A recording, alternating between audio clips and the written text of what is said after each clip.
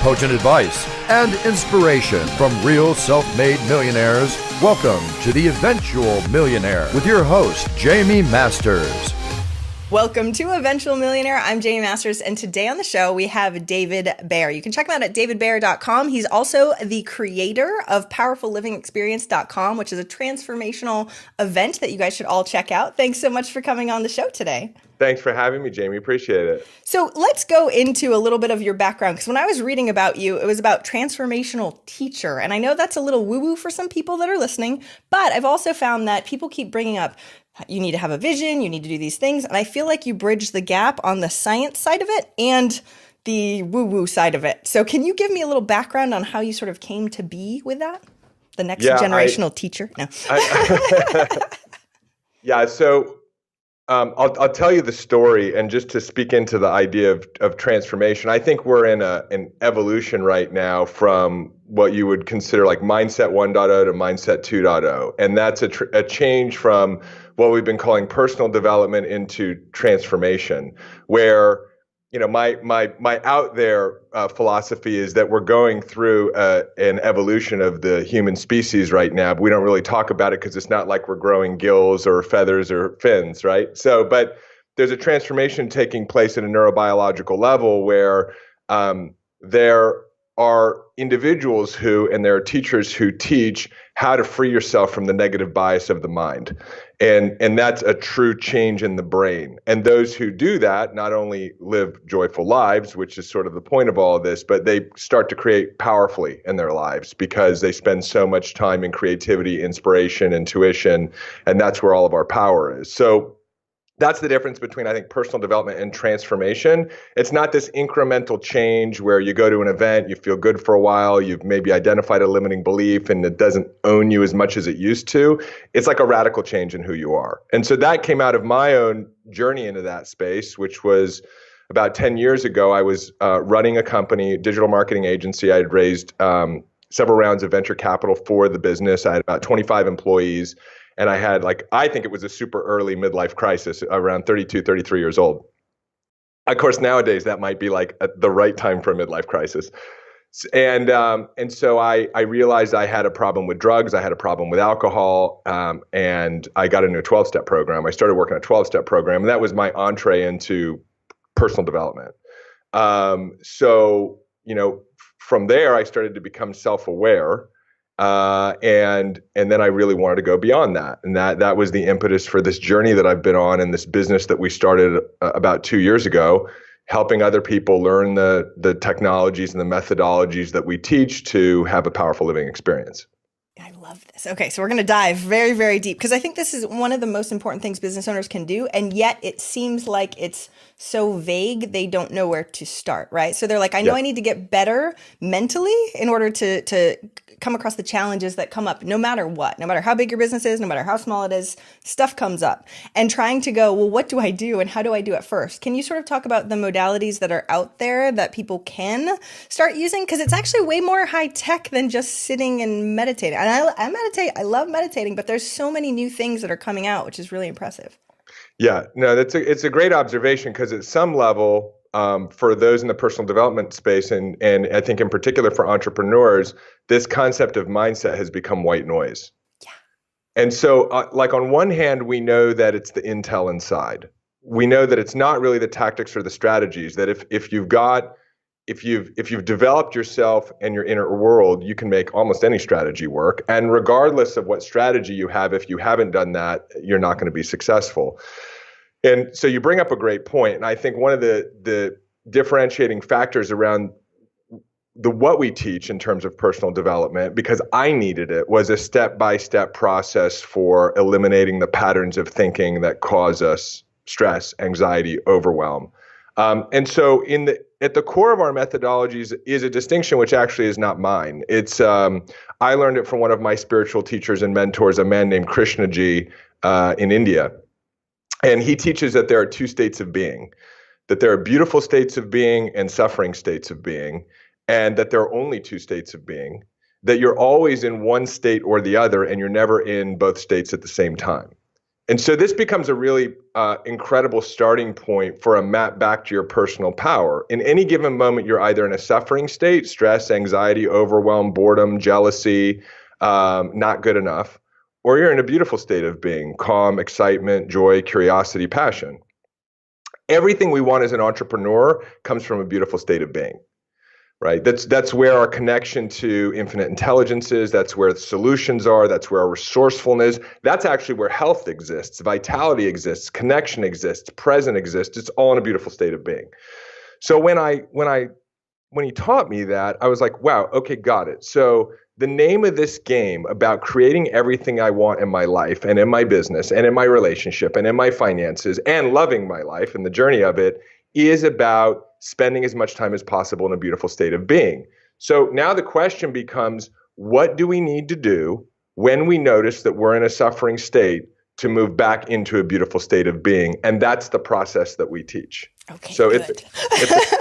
the core of this is an awareness of where am I at in that dichotomy. Well, and I'm going to stop you before you get into that because I need to double up on exactly what you said, because I've worked with hundreds and hundreds and hundreds of successful and clients that are holding themselves back and don't realize it, right? And I just want to reiterate that it is such a mindset thing, and yet what's so tough is because we don't know what to do to actually quote unquote fix, and there's no wham, bam, fix. But to keep that progress, because I have my clients, you can't make a decision when you're in a suffering state because it's going to be bad, right? It's Correct. Just almost every time it's going to be the wrong one. And what I love the simplicity of having those two states. I've never heard it that way. So I'll let you continue.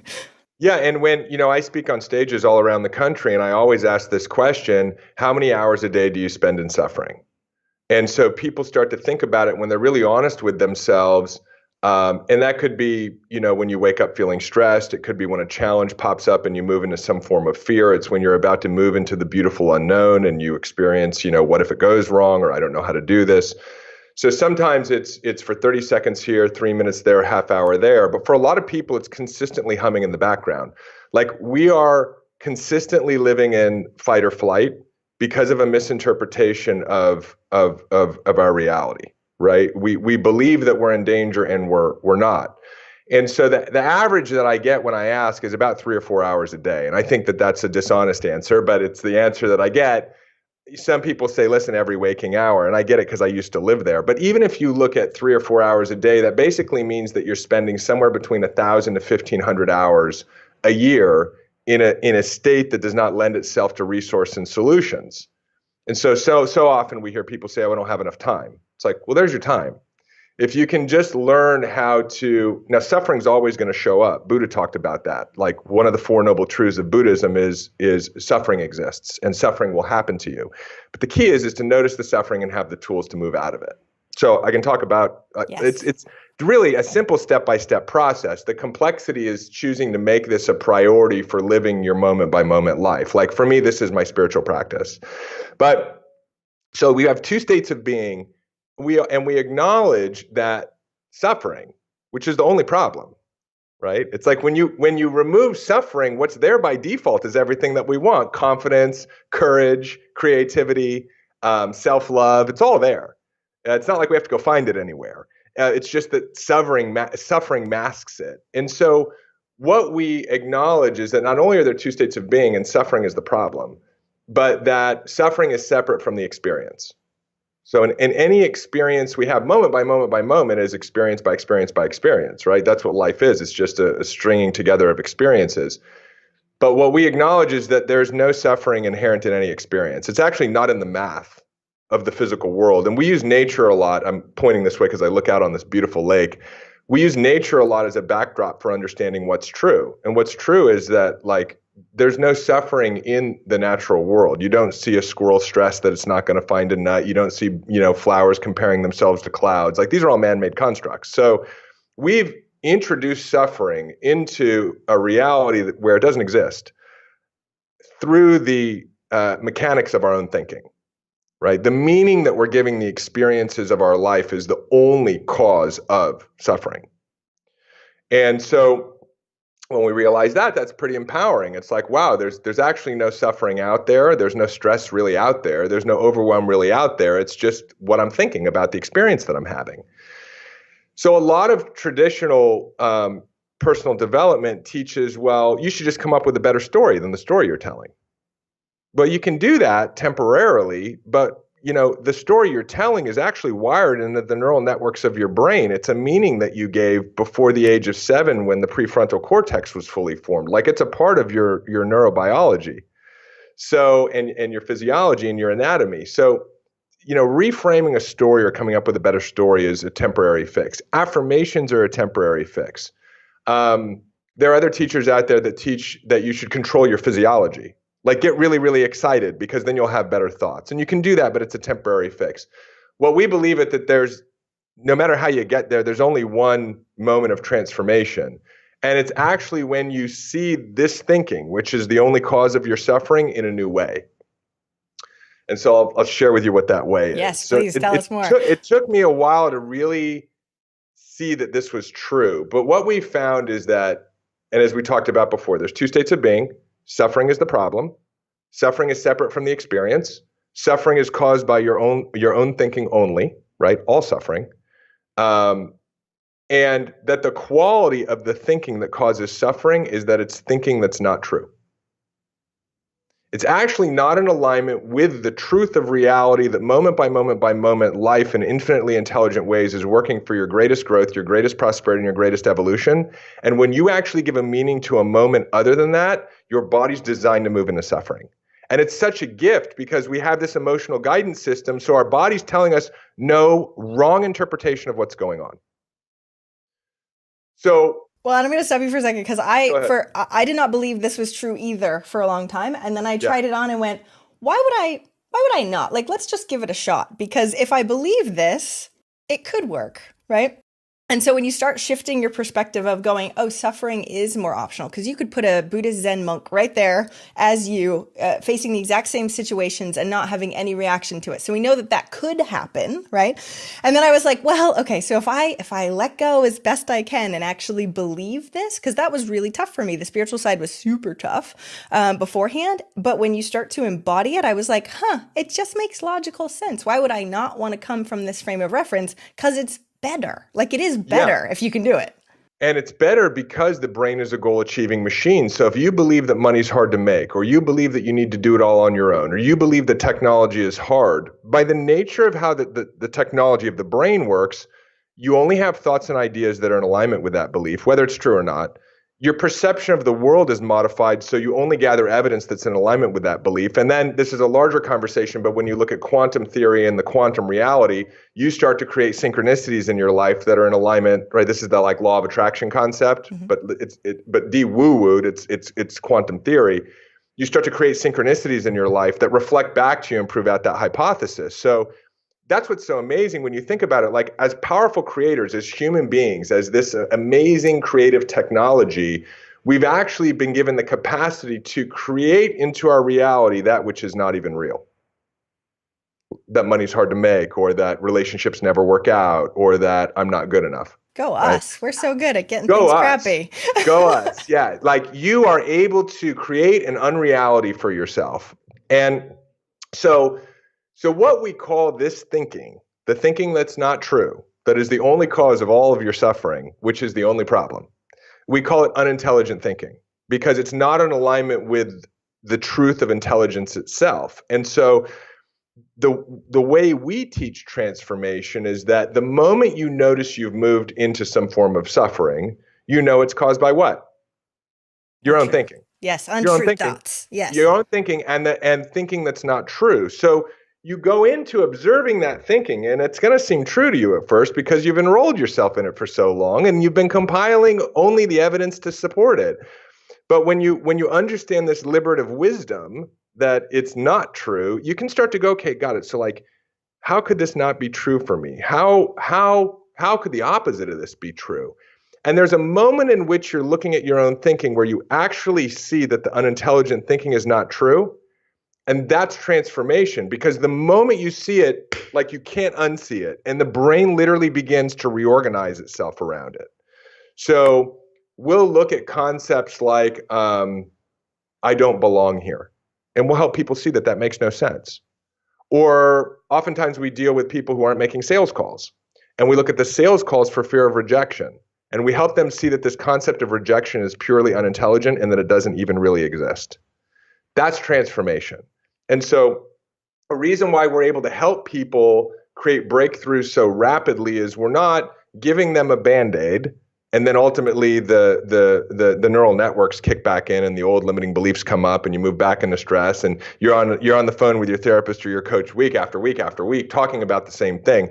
We actually look at the thinking with our clients until someone really sees that it makes no sense, and in that moment they're free from it. And in that moment, they become a different human being because their brain is literally rewired and reorganized around it. So is that different? So what I need is, I always, beforehand especially, I needed data. I needed backup. I needed evidence. I was a collector of trying to see the pieces where it was real, so that way I could make my beliefs sort of change, right? But then I felt like it was interesting because you would go, okay, I'm collecting the evidence, but it is just a belief. And you're saying it's sort of, as soon as you change it, it's done. How do you do that? Yeah, it's a combination of both. So for example, I like to do a lot of live coaching and interventions when I speak from stage and when we do our event, the Powerful Living Experience. So I had a woman stand up once and she said, well, I haven't been feeling good. I've been in suffering. And I'm like, all right, well, tell me about this. I'm always the guy who's like, tell me about your suffering. So she says, well, I lost my mom 2 years ago and I've been grieving ever since. So you're telling me I shouldn't grieve? And I said, let me be real clear about this. This isn't a should or shouldn't game. There's just an acknowledgement that from suffering you can't create powerfully, and in suffering you feel like shit. That's all we're saying. Yeah. If you want to still feel like shit, then go ahead. Have You're fun. not a bad person for being in suffering. Yeah. And I said, but let's take a look at it. And I said, when was the last time that you were suffering about the loss of your mom? She said, well, like yesterday. I said, well, what were you thinking yesterday? And she kind of paused and looked at her thinking, and she said that I should have been there. I said, well, how does that feel? She said, not good. I go, then I would suggest it's not true. So we started looking at that.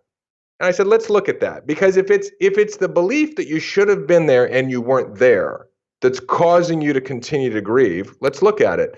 And what we saw was that, in fact, she shouldn't have been there. Why? Because she wasn't there. Okay. That's just intelligence. Like, you weren't there. How human beings introduce these unintelligent concepts, like you weren't there. So explain to me how you should have been there. And I had a sense for what her background was. So I used leverage. I'm like, you're a spiritual woman, aren't you? Yes. What do you believe in? God. I said, then how did he screw up that one time? How did he have you in the wrong place where you should have been with your mom, but he had you somewhere else? And she goes, oh my God, like I just shouldn't have been there. Like, she saw it. She saw the unintelligence of the thinking. Her brain immediately reorganized around it. And then she looked up at me and she goes, I've been so selfish. And I said, yes, you have. Because in all these moments that you could have been reconnecting to the beautiful moments with your mom or reconnecting to the essence of her that you're still able to connect to, you've been self-obsessed. And that's what unintelligent thinking does. Right? Ouch. And so, like, it was a 5-minute conversation. She's free from it. Now, that doesn't mean that the old pattern of thinking may not show up, because it's in the wiring. It's going to take a little bit of time to notice it, which takes the attention off of it. And then over time, the myelin sheaths of the neural networks begin to deteriorate. Like, that pattern of thinking just becomes unwound. We call it neurosculpting. And she's going to have a new decision, right, that she's going to make in that space, which is, I shouldn't have been there. And now that I'm noticing that I'm doing this in my inner world, I'm going to celebrate my mom, and I'm going to connect to my mom. And in that, she moves back into a beautiful state where she can be resourceful in all areas of her life. So when we're working with entrepreneurs, I'm trying to figure out what is the greatest cause of suffering in your whole life. Because if we eliminate that, you're going to retain so much energy and resource that is then going to spill over into productivity in your business.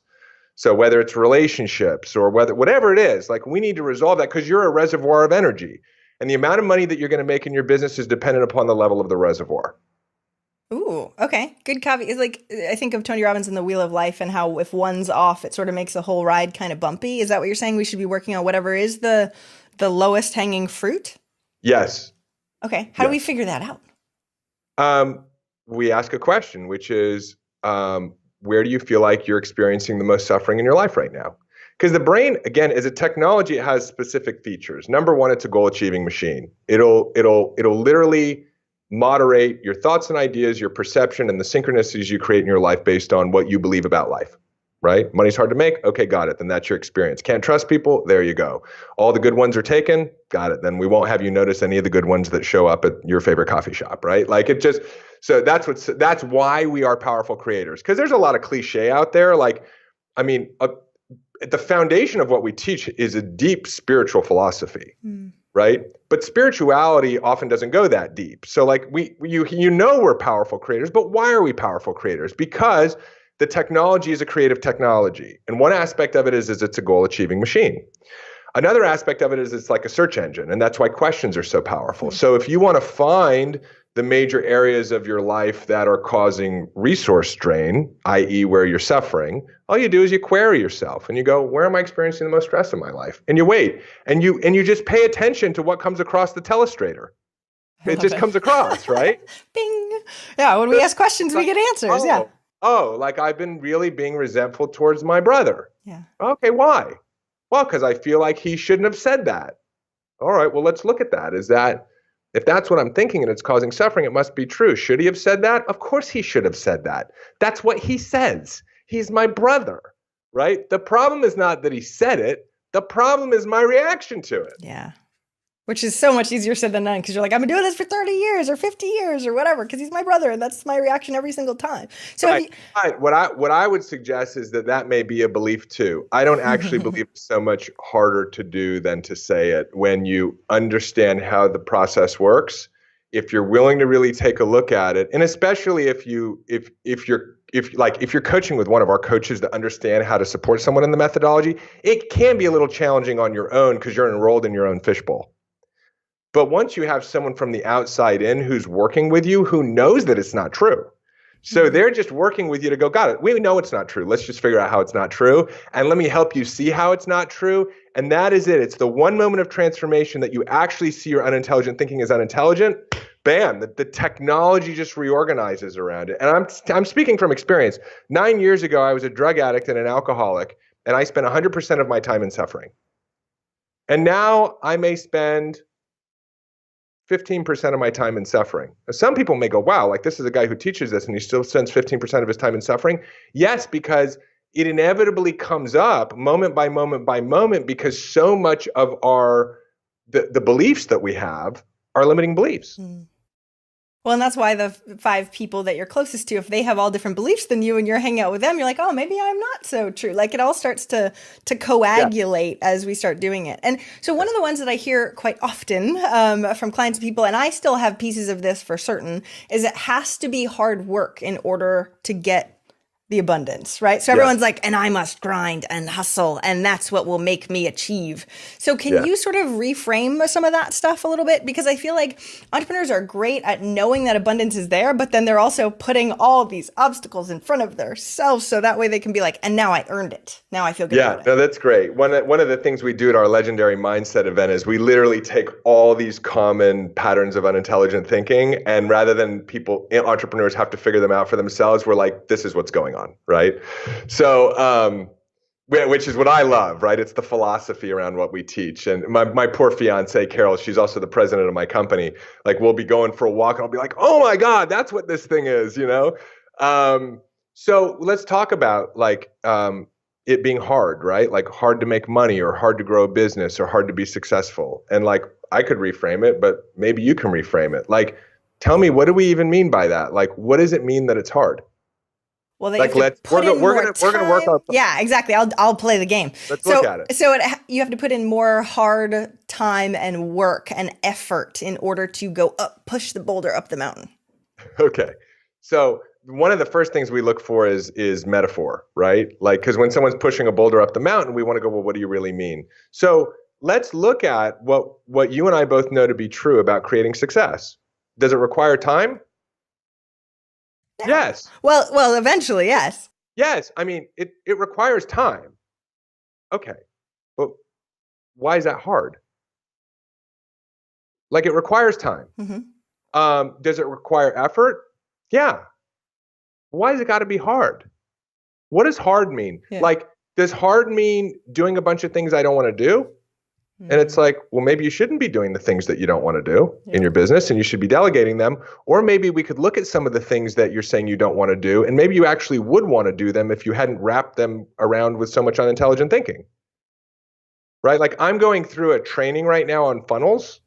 I could easily go like, oh, I shouldn't have to do this, and I don't want to do this, and funnels are going to be hard. I'm like, no, man, I'm back in university. This is awesome. Like, I'm taking a course, I'm learning, I'm developing new skills. So we have to look at like, why are we saying it's hard? And what is hard even? So when you look in the natural world, what's hard about it? Is it hard for a tree to grow? Is it like, is the monsoon hard? Is the fact that animals have to go out and hunt prey hard? So I would suggest that we have invented this concept called hard. I would suggest hard doesn't actually really exist in the math of reality. And that if we spend enough time looking at what we're meaning about hard, we can unravel it and realize, no, success takes time. It requires effort. New skills will need to be developed. And guess what? That can be fun. And so when you reframe, the problem is not that it takes time, that we have to develop new skills and whatever else we put in the bundle. That's not the problem. The problem is actually you think it's hard. Not you, but the universal you thinks it's hard. And the moment you think it's hard, guess what the brain does? Hard. It makes it hard. Darn it. Yeah. Yeah. I see. And that's I love why that. I always say, like, the problem is not the problem. Yeah. The problem is the unintelligent thinking.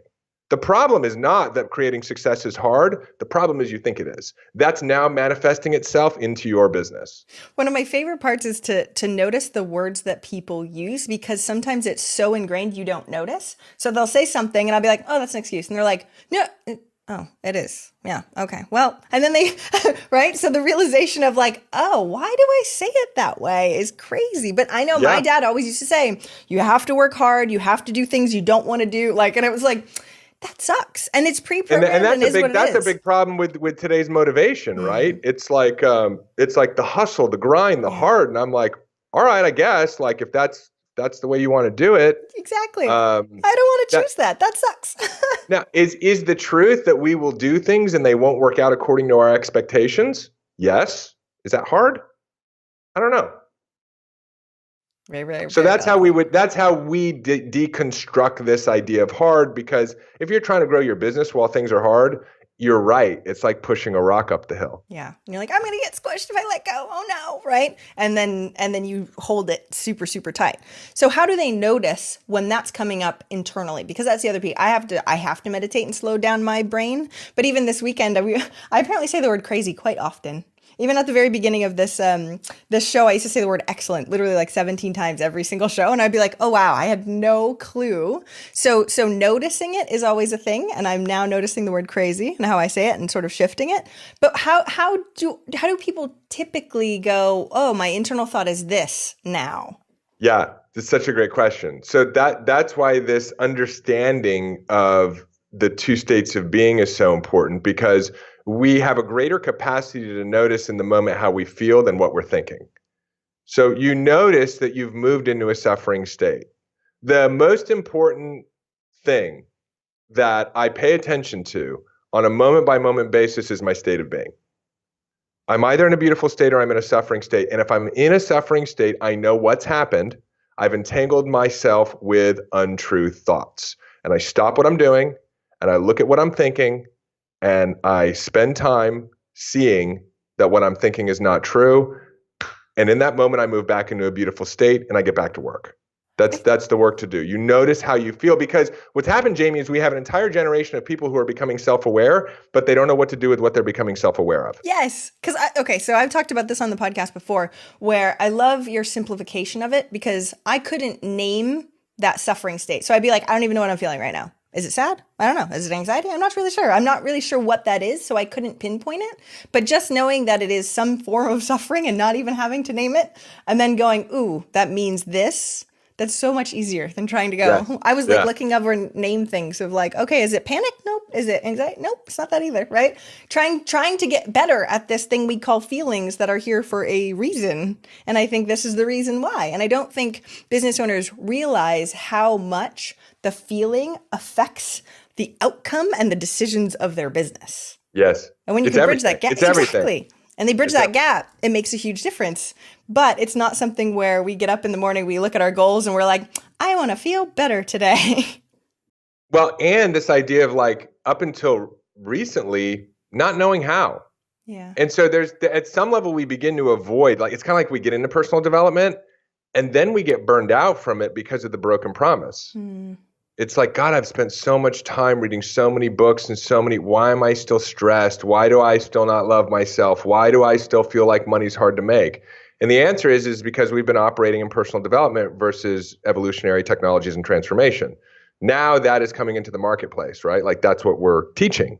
And so you really can, like one of the most amazing things on our success panel at our event, people who went through our 1-year program, they were all up on stage and all the people on stage renewed for our 2nd year. Wow. And they're talking about, I grew my business, but that's not like what I really got out of this program. Like I'm living in a beautiful state of being. And these are people, many of whom had done therapy for 15 years, had done coaching for 5 years, and they spent 12 months with us and they're just rewired. Because when you live in the practice of noticing moment by moment that you've moved into suffering and you have the tools to actually see the unintelligent thinking as unintelligent, there's a radical transformation of the brain. See, I remember going to a Tony Robbins thing and going, okay, list your limiting beliefs. And I'm like, I don't know. Like, I'm sure they're there. I don't know how I'm supposed to uncover them because it seems, inside and you can't really go after it. But like you said, it's the practice of just daily paying attention to that one thing, that feeling, and then going from there. And that makes a huge difference. How do you get people to keep doing it besides joining your program? Because I know that's going to be like, okay, of course. But how do you get somebody to keep paying attention to that?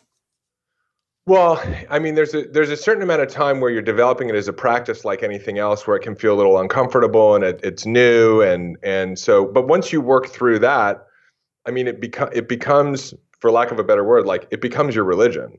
Because you're feeling better on a consistent basis. And then you start to see how you're creating more in every area of your life. So it's like once you get over the hump, there's nothing that becomes more important to you than who you are and how you're showing up in the world. And when you finally have a step-by-step process or a system of methodology to apply, then you love doing the work. It sucked when I didn't have a system. It's like, all right, well, just have faith and overcome your fears. And like, we've heard all the cliches, but it was like, okay, got it. And it was so much effort, it seemed like, to like do the work to get myself into a beautiful state of being. And I just find that this process is fairly effortless. Is it just this process? Is there more to the methodology, or are you just like, well, and we're done? There are layers and layers and layers. Like, like I said, at our high level mindset event, I spend the first 3 hours explaining Genesis and the beginning of the universe. So like, there's that old stuff. No, we can go as deep as that whole thing, right? Like, we can go really, really deep. But I would say in terms of the daily practice, it's notice that you've moved into a state of suffering. Acknowledge the fact that the only cause of it is not the experience, but your own thinking. Know that the thinking must not be true, and then go and sit and explore your thinking and see your thinking until you see that it's not true. That's it. And then in that space, you'll actually see what is true. You'll go like, oh my God, like my brother should have said those things. And instead of being angry, I can be compassionate for him because maybe he doesn't have the awareness that I have. Oh my God, like I shouldn't have been with my mom. And what's true is that I want to celebrate the moments of my mom now, right? So in the space of like clearing out the limiting belief, you now have the opportunity and clarity to make a new empowering decision. And in that moment, everything changes because the moment you are able to, I had such a hard time shifting beliefs. It's like, what the hell is a belief, right? Like belief seems so immaterial. Yep. And so you get stuck in awareness purgatory because you're like, okay, I know what the limiting belief is. Like if you have started developing a level of self-awareness, but now what? And so what I realized was that beliefs are just decisions. And we teach this in the power of decision. And so, the moment you're able to actually create some space where the belief is no longer the predominant thinking, then you can come up with a new decision, and that changes everything. It changes the way you think, it changes your perception, it changes your synchronicities, and it changes your brain. So how have you used this in your business? Because I know you've only been doing this side of things for a few years. And so when we look at what you've done, both on the marketing and the growing your business side, what has really worked for you? Or can you give us examples, or how do we sort of merge the two? Sure. That's a great question. So when I understood how the technology of the human being operated, and that we really are powerful creators, and that just wasn't like cliche, and that I am a powerful creator, my vision expanded 1,000-fold. So like we're bringing this philosophy to living to hundreds of millions of people on the planet. And I know a lot of people have their 10 million or 100 million or billion goal. And I'm a big proponent of have the goal, but have the action plan. Like we have our action plan, how we're going to transform consciousness on this planet and do what we can do to make the world the place that you and I and everyone else actually want to live in. Yeah. And that's for having as many people as possible live daily according to this philosophy. So my vision expanded tremendously when I actually understood who I was and what I'm capable of. Carol and I made a commitment to live in a beautiful state, and we're able to support each other in that. And so this business, I look at the real start date of this business as July of 2016. So we're less than 2 years into this business. We've done over $4.5 million in revenue selling transformational coaching programs and services. Our first event that we did, which was in January of last year, which at the time of this recording is 2017, we had 330 people at our first event. We had 600 people at our second event, and that's unheard of. Like no one knew who we were. At one point I was like, how many of you like had no idea who I was 6 months ago? And the whole room raised their hand. So, and I attribute all of that I attribute 90% of it to what we've been talking about on this interview. Which, okay, I need to stop you because there's so many coaches that have been coaches for way longer than 2016, 2017. And they're like, well, how come he could do it like that? And then they're mostly going to think he must have a marketing strategy that works better than this. He must have the tactics and tools and the resources to just put a whole bunch of money in. So, but you think 90% is what we're talking about right now. So dispel that myth then that they have in their head that's why you could do it and they couldn't.